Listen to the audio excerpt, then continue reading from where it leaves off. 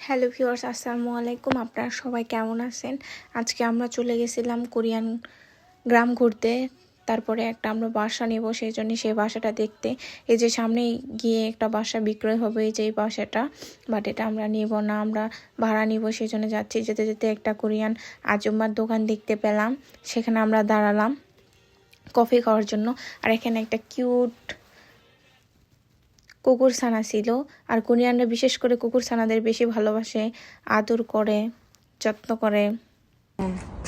이건 설탕만 들은 거, 이거는 프리마만 들은 거, 이거는 블랙이고, 여기는 설탕 크림 다 들은 거. 아 그래? 설탕 크림은 3. 예, 다 들은 거.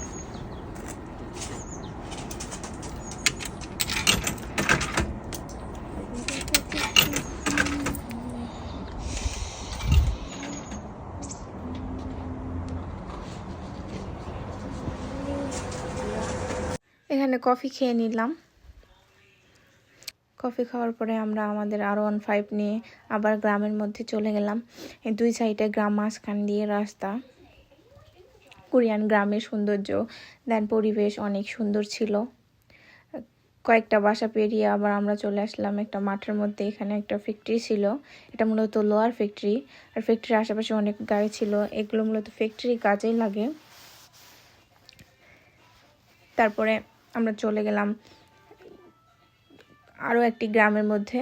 এখানে গ্রামের সাইডে ছিল অনেক জমি, এখানে জমি চাষ করে রাখছে, কে যেন বুনবে সেই জন্য। তার দূরে একটা আজস্বী কাজ করতেছিল। এখানে অনেক রসুন লাগান ছিল, রসুনগুলো পলিথিন দিয়ে ঢেকে রাখছিল, কারণ এখানে শীত প্রধান দেশ আর বরফ পড়ে, সেই জন্য বরফ যেন না পড়ে, গাছ নষ্ট যেন না হয়, সেই জন্য এখানে পলিথিন দিয়ে ঢেকে রাখছে। দূরে আরেকটি গ্রাম দেখতে পাচ্ছি, রাস্তার দুই সাইডে গ্রাম। এখানে চলে এলাম মূলত একটা বাস স্ট্যান্ড আছে এখানে। কোরিয়ান ঐতিহ্যবাহী বাড়িও আছে এখানে, বাংলাদেশের মতো টলি দেখতে পাচ্ছি, কিন্তু এটা ছোট। এই যে ঐতিহ্যবাহী বাড়ির মতোই বসার জায়গা এখানে। আর এখানে কোরিয়ান ঐতিহ্যবাহী বাড়ি এগুলো মূলত ভেঙে গেছে, কেউ থাকে না, সবাই শহরে গিয়ে থাকে।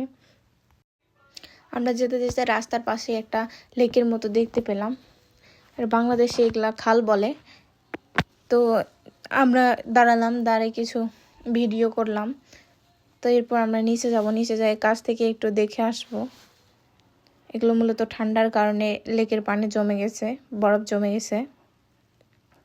এই যে কাছ থেকে দেখলাম বরফের স্তর পড়ে গেছে, বাট পা দিলে পা নিচের দিকে পানিতে ভিজে যাবে।